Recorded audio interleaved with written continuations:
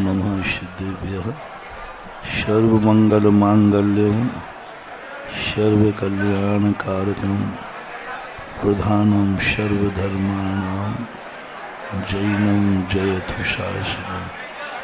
पंच परमेष्ठी भगवान के आचार्य श्री गुरुवर कुंद कुंद महाराज की, आचार्य श्री गुरुवर विद्यासागर महाराज की,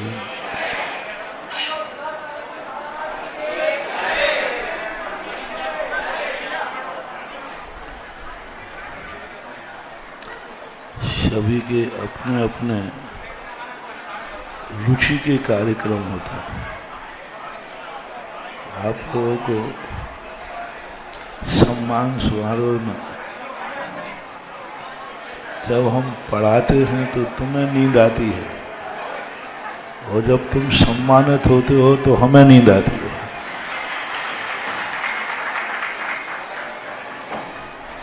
रुचि के कार्यक्रम होते हैं। फिर भी सभी कार्यक्रम अनिवार्य होते हैं। अब शांति से बैठ जाओ। अब देखो, अब गड़बड़ मत करो, बैठ जाए। थोड़ी देर है, ज्यादा टाइम नहीं है।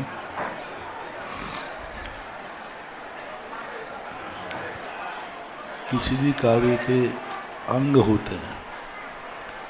अंगी भली एक हो, लेकिन अंग बहुत होते हैं।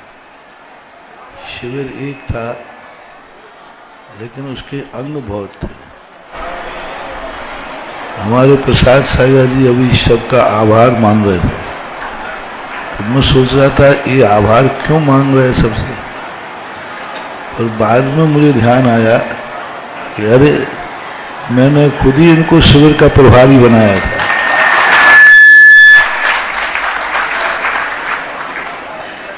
क्योंकि मैं तो कुछ ज्यादा इतना टाइम दे नहीं पाऊंगा।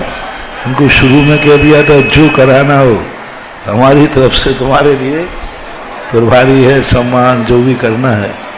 तो अब इनने सबका मान लिया, अपन सब मिलके इनका आभार मानते हैं।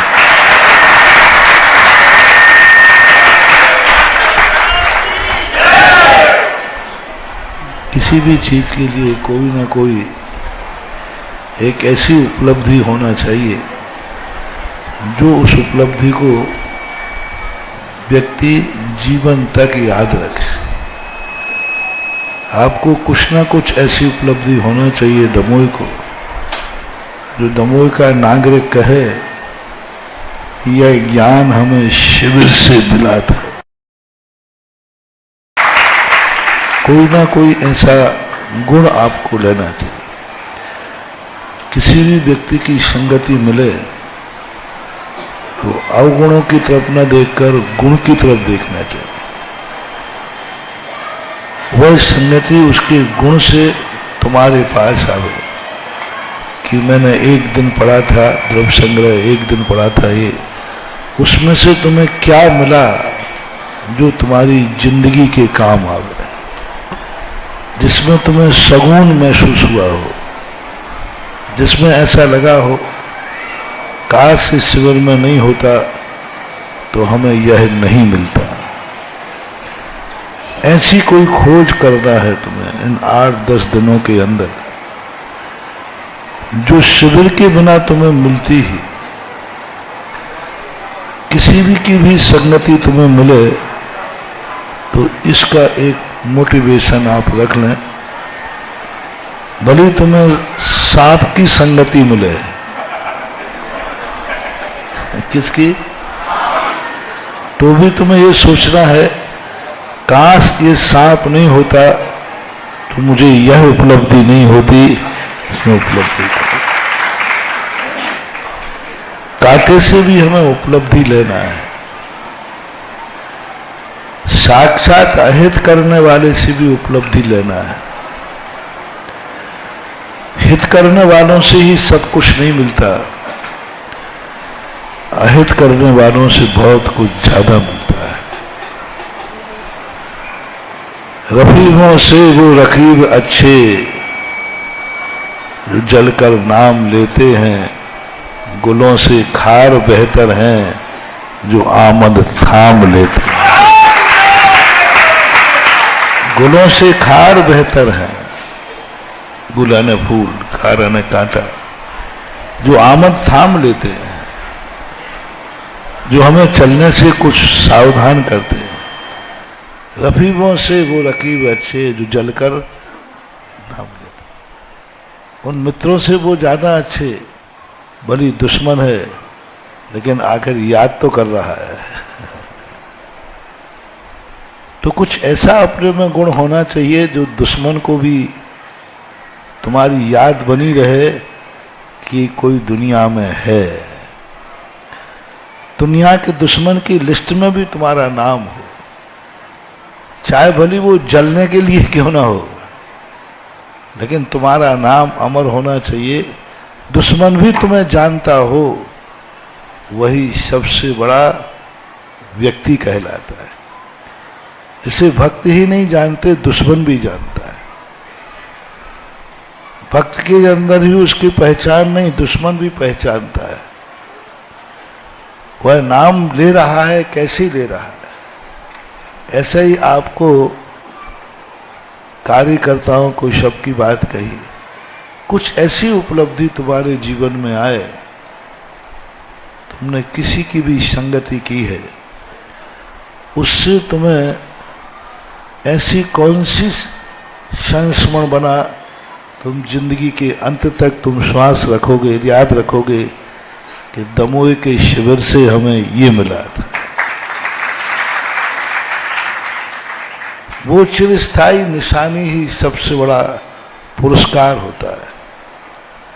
वही पुरस्कार है, पुरस्कार तो औपचारिक हैं, दिए जाते हैं, लेकिन उपलब्धि बहुत बड़ी होती है। भगवान के दर्शन करने जाओ तो लौटते समय पूछो मन से, काश आज मंदिर नहीं जाते तो क्या नुकसान था, आज मंदिर जाने में क्या लाभ हुआ, आज यदि व्यापार दुकान नहीं खोलते तो हमें कितना नुकसान था। शाम को देखो कि दुकान खोलने से आज क्या लाभ हुआ। माथे व्यापार में ही नहीं लगाना, हर चीज में लगाओ। तुम किसी चीज को देख रहे हो तो देखते समय भी ये भाव आए, काश मैं इसको नहीं देखता तो आज यह हानि हो जाती, यह लाभ हुआ। शब्दों में भी सुनो, और यदि आप ये नहीं कर पाए तो आपने देखा भी, सुना भी, शिविर पढ़ा भी, मंदिर आए भी, अभिषेक किया भी, अनर्थ दंड कहलाता है। अनर्थ दंड अच्छे कार्यों का नहीं, बुरे कार्यों का नहीं, सबका अनर्थ दंड होता है, क्योंकि उसका लाभ ही नहीं हुआ। अनर्थ दंड में इतना नुकसान है, सबसे बड़ा पाप दुनिया में है अनर्थ दंड। तुमने कुछ पाया, मुझे तो कुछ मिला ही नहीं, काय को बैठे थे। अनर्थ दंड, आपने उसका इतना दुरुपयोग किया, अनर्थ दंड। और अनर्थ दंड सबसे बड़ा पाप माना जाता है। सपोज कीजिए किसान है, खेती कर रहा है, सुबह से शाम तक हल चला करके उसने पूरे खेत की हरी को चौपट कर दिया, और एक व्यक्ति गार्डन में खड़ा था, एक पत्ता तोड़ा और फेंक दिया। जैन दर्शन का कैमरा लगा था, उसने कहा इस व्यक्ति का चालान करो। इसने एक पत्ता तोड़ के फेंक दिया। वो कहता मैंने एक पत्ता तोड़ दिया तो चालान। ये जो बाजू में किसान है इसने दिन भर में पता नहीं कितनी घास काट डाली। पूरा खेत हरा था, कच्छ सब कुछ हल चला दिया। पूरा पेड़ हरा था, पूरा काट दिया। पूरे खेत में कछार में हरियाली थी, इसने काट दी पूरी। इसको कितना दंड मिलना चाहिए? बोले उसका कोई दंड नहीं। इतनी हरियाली को नष्ट करने वाले को कोई दंड नहीं। पूरे पेड़ को साफ करने वाले को कोई दंड नहीं। पूरे कुएं को खाली कर दिया खेत में बिना छना, कोई दंड नहीं। और एक व्यक्ति ने एक घूंट पानी पी रहा था और एक घूंट पानी फेंक दिया। बोले अपराधी है, अपराधी है। वो एक पत्ते वाला अपराधी। बोले क्यों? उससे पूछा भाई तुमने ये खेत की हरियाली नष्ट क्यों की? बोले इसके बिना हम गेहूं नहीं उपजा सकते थे। गेहूं नहीं उपजता तो हम भूखों मरते, परिवार भूखा मरता, और एक दिन यह होता कि मुनिराज को भी भूखा मरना पड़ता। तो मैंने घास नहीं काटी है, एक मुनिराज को बचाया है, एक त्यागी व्यक्ति की पेट की आग बुझाई है, एक परिवार को पाला है और एक अपने आप को जिंदा रखा है। किसान हरियाली काट रहा है लेकिन वो अपने आप को हरियाली को नहीं काट रहा है, अपने आप को जिंदा रख रहा है, परिवार को जिंदा रख रहा है, मुनि महाराजों को जिंदा रख रहा है। तू बता भाई ये पत्ता तूने क्यों तोड़ा? बोले यूं। क्यों तोड़ा? बोले यूं। अरे कुछ तो बोल, कोई कारण। बुरा लग रहा था, खाना था, या कटिंग करना थी कि नहीं इसका सेब बनाने के लिए मैंने काटा? कुछ तो बोलो। पेड़ कटिंग के लिए भी काटते हो ना आप सेब? नहीं मुझे थोड़ा ठीक नहीं लग रहा था, इसकी सेब हमने ठीक की है। ये पत्ता डाली बीच बार रास्ते में आती थी इसलिए मैंने तोड़ दी। कुछ न कुछ कारण बताओ क्यों तुमने तोड़ा वो पत्ता, क्यों? लेकिन वो तो यूं तोड़ा था। बोले यूं तोड़ दिया। एक पत्ता यूं तोड़ने का भागी प्रायश्चित का भागी है, अपराधी है, और कारण के साथ पूरा खेत पेड़ काटने वाला भी अपराधी नहीं। ये बात आप लोग भूल जाते। इसलिए मैं कह रहा हूं किसी की क्रिया करो कहीं यूं ना हो जाए। मंदिर क्यों गए थे? यूं। महाराज आए तो बोले काय के लिए गए थे महाराज के पास? यूं। और बैठे थे क्या करे? बोले यूं। शिविर में क्यों बैठ गए? यूं। प्रवचन में क्यों बैठ गए? बोले यूं। वहां खड़े तो महाराज ने कहा कोई खड़ा नहीं रहेगा तो बैठ गए। बोले कैसे बड़ा? बोले यूं। और यूं क्रिया जो है यह हमारे लिए बहुत भारी कर्म का बंद करती है।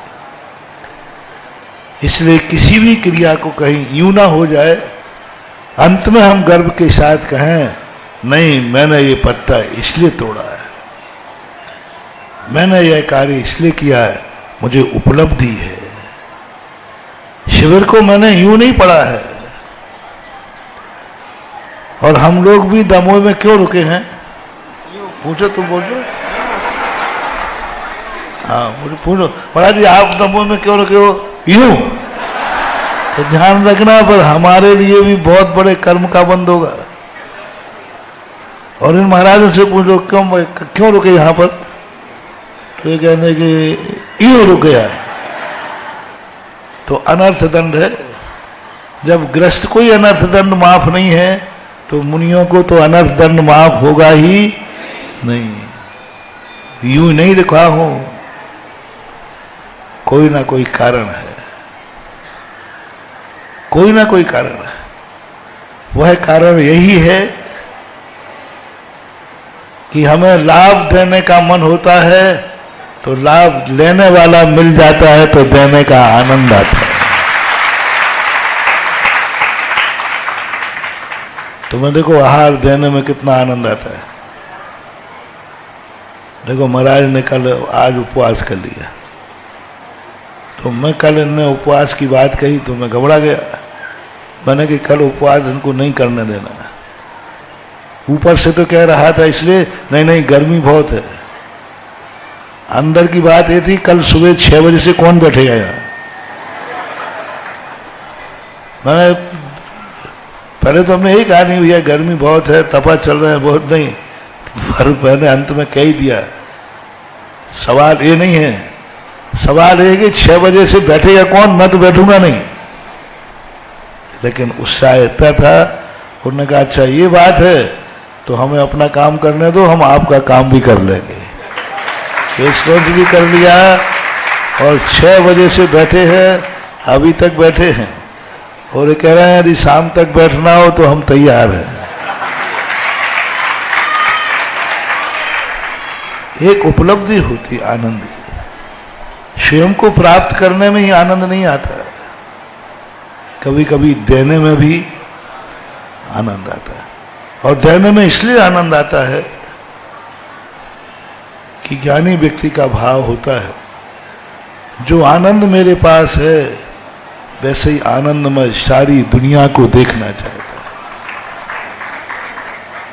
सभी जगह ऐसे ही शिविर लगे, सभी जगह ऐसे साधुओं की संगति मिले, सभी साधु ऐसा ही आनंद लें, ये सब कार्य प्रभावना के कहलाते हैं। सम्मान आप लोग कर रहे हैं इसलिए कि सम्मान में भी हमें बहुत बड़ा लाभ होता है। भक्तांबर अपन पढ़ रहे हैं, यूं पढ़ रहे हो कि कुछ मिल रहा है कि नहीं? भक्तांबर क्यों पढ़ रहे हो? बोले महाराज जी आप पढ़ा रहे हो तो पढ़ रहे हो। हम पढ़ा रहे हैं सो पढ़ रहे हो कि तुम पढ़ रहे हो सो मैं पढ़ा रहा हूं? मामला उल्टा नहीं हो जाए। क्या करें, आप पढ़ा रहे हो तो बैठना तो नहीं, आप लोग पढ़ रहे हो इसलिए पढ़ा रहा हो, और मैं आप लोग पढ़ रहे हो सो नहीं पढ़ा रहा हूं। ध्यान रखना, तुम्हारा कोई प्रोफेसर नहीं हो, कोई वेतन नहीं मिल रहा है, मुझे पढ़ाने में आनंद आ रहा है इसलिए पढ़ा रहा है। तो मेरी भाषा मत पकड़ लेना, तुम्हें क्या कहना है? हम पढ़ रहे हैं, हमें पढ़ने में आनंद आ रहा है इसलिए महाराज, और मुझे क्या सोचना है? ये पढ़ रहे हैं इसलिए नहीं पढ़ा रहा हूं, मुझे पढ़ाने में आनंद आ रहा है इसलिए मैं पढ़ा रहा हूं। दोनों का काम अलग अलग है। और यही बात जब अपन भगवान की महिमा गाते हैं, महिमावान अपन को बनना है और महिमा भगवान की गाते हैं। ये बहुत बड़ा प्रकृति का कंसेप्ट है कि हम गुणानुवाद दूसरे का करते हैं, गुण हमारे में प्रकट होते हैं।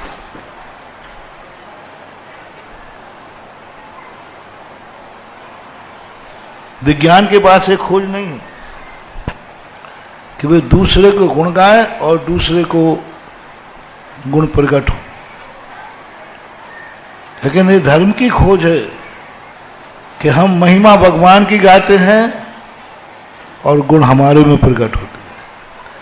हम भगवान की जय बोलते हैं, यश हमारा बढ़ता है।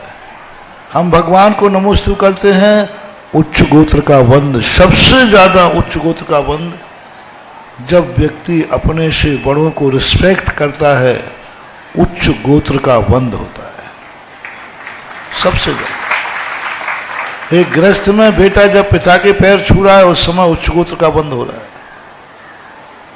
धर्म क्षेत्र में आप मुनियों को नमस्कार कर रहे हैं तब उच्च गोत्र का वंद हो रहा है। सबसे ज्यादा उच्च गोत्र का वंद होता है भक्ति में, उच्च गोत्र का। और जितनी विनम्र भक्ति होगी उतना ही उच्च गोत्र का वंद होगा। और यश जो फैलता है, जितना हम अपने आराध्य को,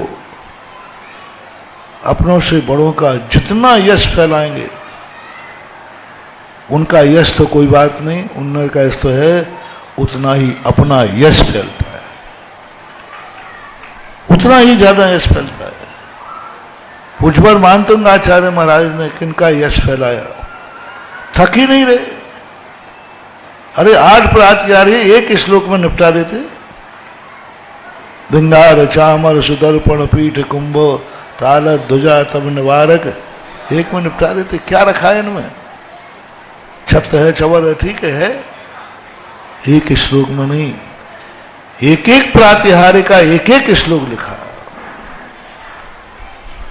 और अपन भी चाहते तो बहुत जल्दी निपटा देते 8 प्रातिहार्य, और अपन लोग भी एक एक प्रातिहार्य को 1.5 घंटे समझने का प्रयास कर रहे हैं, फिर भी पूरा नहीं कर पा रहे।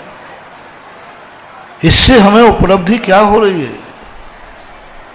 वे गुण हमारे अंदर प्रकट हो रहे हैं। जब जब हम जिनेंद्र की संपत्ति की महिमा, जिनेंद्र की महिमा गाएंगे, जिनगुण संपत्ति मुझे प्राप्त होती है, ऐसी उपादान दृष्टि रख करके यहाँ पर अपन भक्तांबर पढ़ रहे थे। आज वैसे तुम्हारा कार्य हो गया, दस्तूर कर दे रहा हूँ। गंभीर तार रवपूर विभाग है, लोक लोक शुभ संगम भूति दक्ष, सद्धर्म राज जय घोषण घोष कहसन, हे दुंज यश सह प्रवादी। इसी श्लोक की भूमिका हमने अभी आपको बताई। एक तूतू में गुण मर गए। देखिए क्या बात है, क्या कला है, कहाँ तक है मानतंग आचार्य महाराज का सोच, कहाँ है भक्त। एक साधारण तूतू में आवाज में क्या निकाल दिया अर्थ। एक सामान तूतू होती है, सामान तूतू बजा रहे हैं, रमतूला कह लो आपके। वो कहते हैं ना बुंदेलखंड में कहावत है, बौरी बहू कबे बजे रमतूला, मोहे देखना है दूल्हा। रमतूला में, अब एक रमतूला में भक्ति निकाल दी, रमतूला भक्ति बन गया। रमतूला भगवान के गुणानुवाद कर रहा है। अब रमतूला क्या अचेतन है, जड़ है, अचेतन है, जड़ है, एक बांसुरी, एक तूतू, एक है क्या, मुंह की आवाज है, लेकिन सुनने वाला चाहिए, सुनने वाला धड़कना चाहिए कि डिब्बी भी हमारे लिए हित कर सकती है। तुम कहो ये डिब्बी क्या कहेगा? चेतन, तुम्हारी दम हो तो ये डिब्बी भी तुम्हारा हित कर सकती है, तुम्हें एनर्जी दे सकती है, डिब्बी भी। इससे हम चाहें तो इतनी एनर्जी प्राप्त कर लेंगे, इतनी एनर्जी प्राप्त कर लेंगे कि हम अपनी जिंदगी को भी बचा सकते हैं। जीवन दान दे सकती है मुझे डिब्बी, बस ये कला अपने अंदर चाहिए। एक तूतू को उन्होंने भगवान की भक्ति बना दिया। एक तूतू के लिए कहता गंभीर तार रव पूरित दिग विभाग। गंभीर यानी चिड़चिड़ापन वाला नहीं, कान फोड़ नहीं, कान फोड़ नहीं, गंभीर है। तार रव, तार यानी लंबी, गंभीर तार एकदम, रव यानी आवाज, भूर, भूरित दिग विभाग, भूर यानी बहुत सारे, दिग विभाग को क्या कर रही है? पूरित, भूरित नहीं पूरित, गंभीर तार रव पूरित, गंभीर रूप से जो ध्वनि है, जो तार है यानी लंबी, ओ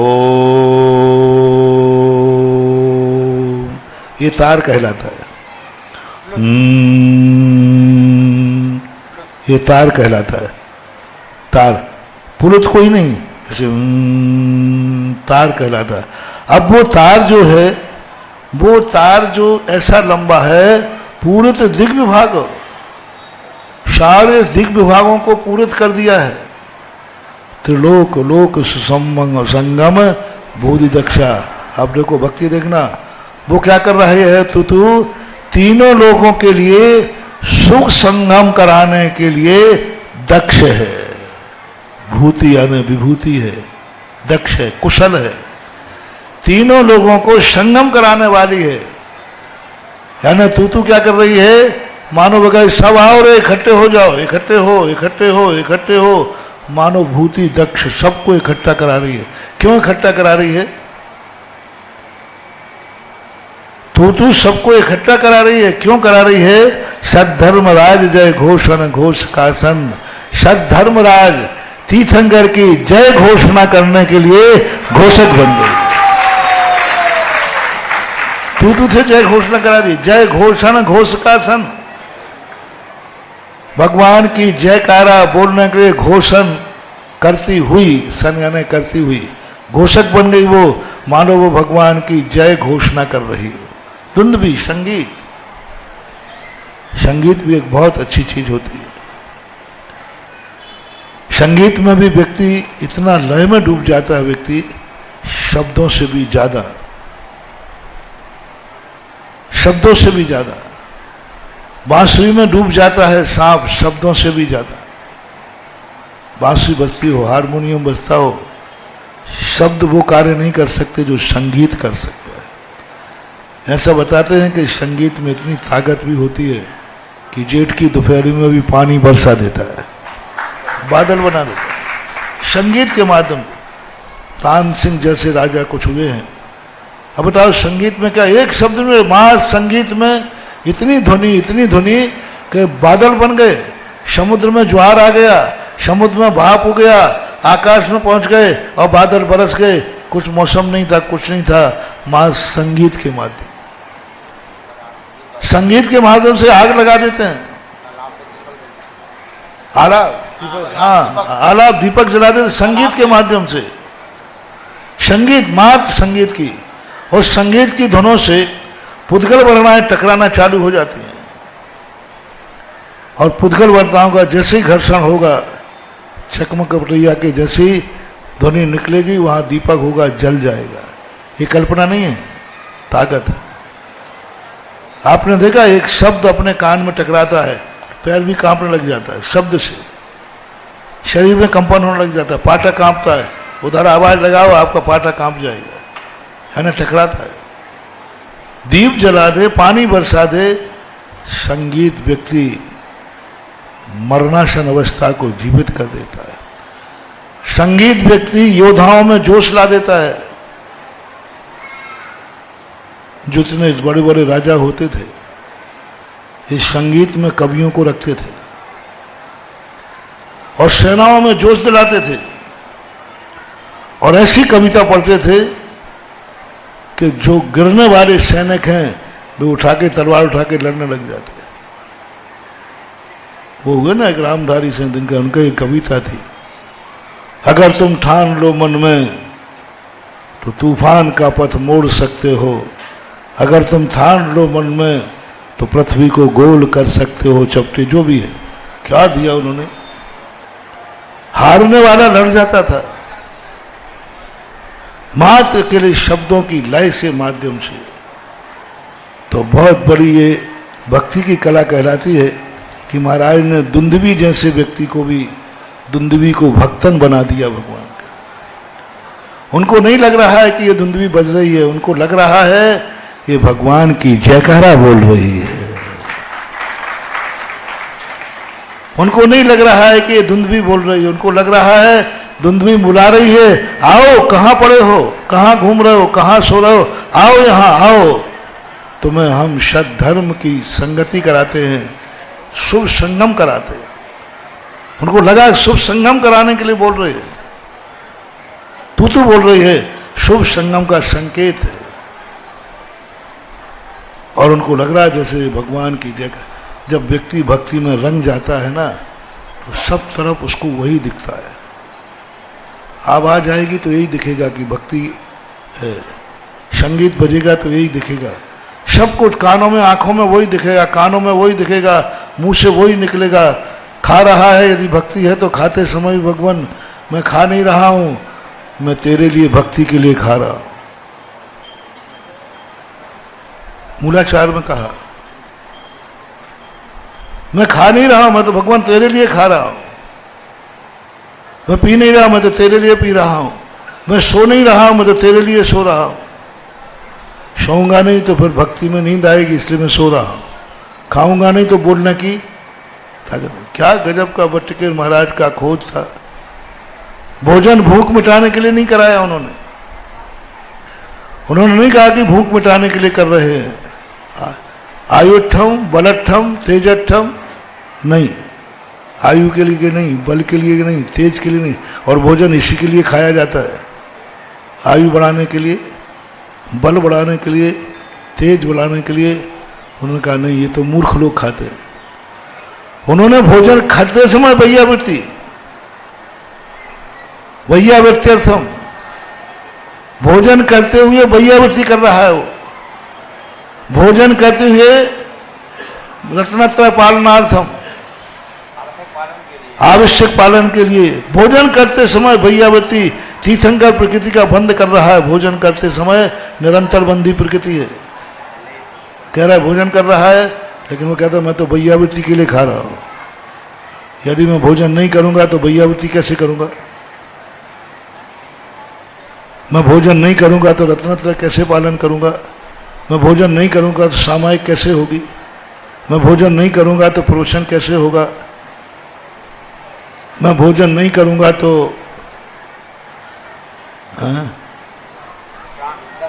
मैंने 7 दिन यदि भोजन नहीं करता तो भक्तांबर कौन पढ़ाता? मैं तो भक्तांबर पढ़ाने के लिए भोजन कर रहा हूं। नहीं, आप 7 दिन भोजन ही करते, इन लोगों के लिए धर्मपान कौन कराता?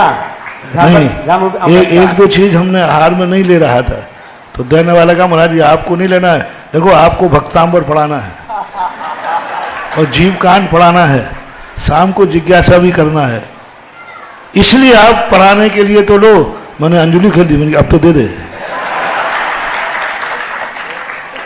अब मेरे ऊपर नहीं आया कि मैंने ले लिया, देखो महाराज दे दे, अब मैंने ले लिया, मैंने कोई बात नहीं, भक्तांबर के लिए तो मैं ले लूंगा, जीव कांड के लिए तो मैं ले लूंगा, क्योंकि निमित्त बदल गया ना। अब हम अपने लिए थोड़ी रह रहे पेट भरने के लिए भक्तांबर पढ़ाना है जीव का।